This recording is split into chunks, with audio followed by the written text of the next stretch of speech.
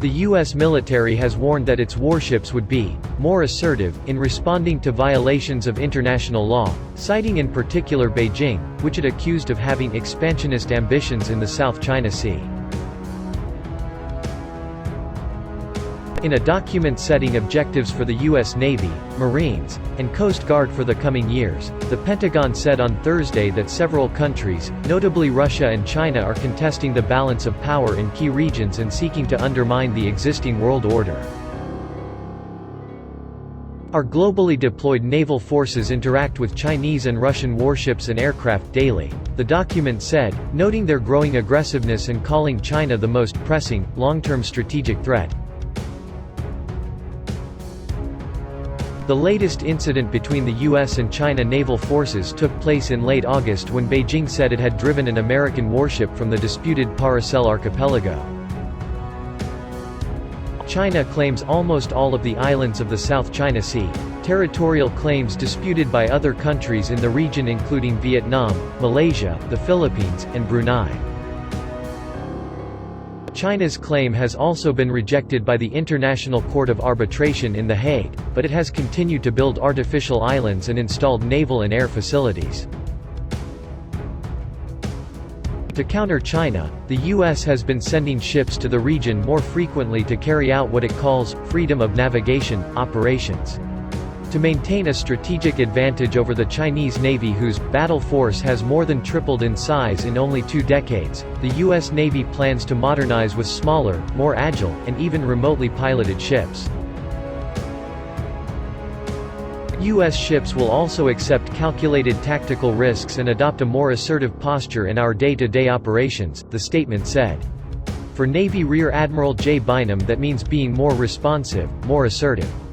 In the past, our behavior was de-escalation. We would turn away and would minimize risk in those individual contacts, he said, noting that the Navy might be ceding ground with the approach.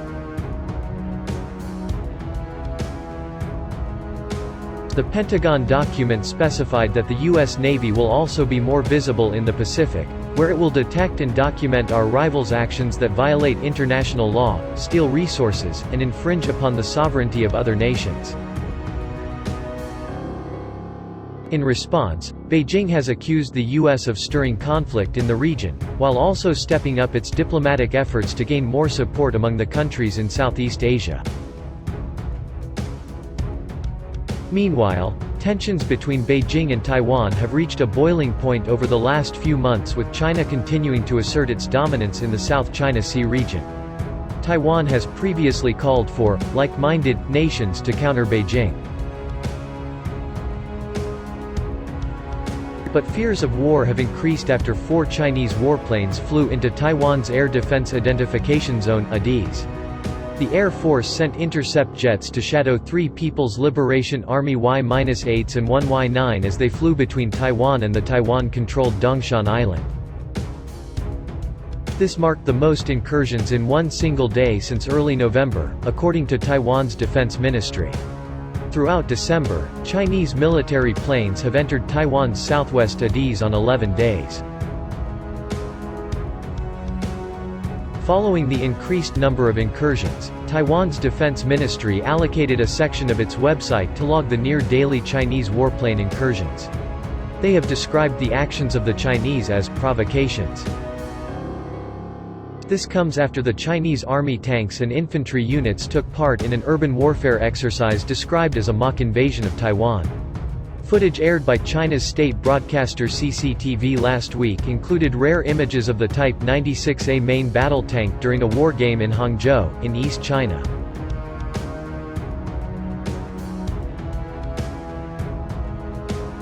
The Chinese army units of the 72nd Group Army took part in the street battle exercise, which attempted to simulate conditions China's invading forces could encounter if they invade Taiwan. It is believed the invading, Red, force of 230 soldiers and 30 tanks were tasked with capturing an urban city block defended by a Blue team.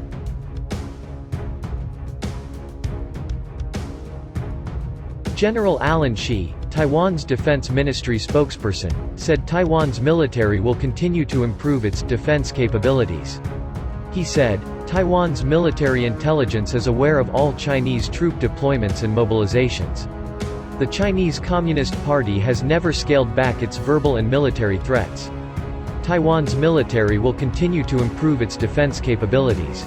Earlier this month, Taiwan's Foreign Minister, Joseph Wu, urged other nations to work together to counter Beijing.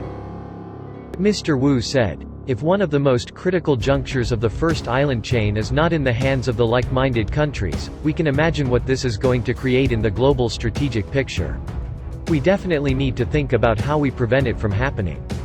Like-minded countries need to come together, and we will be strong together."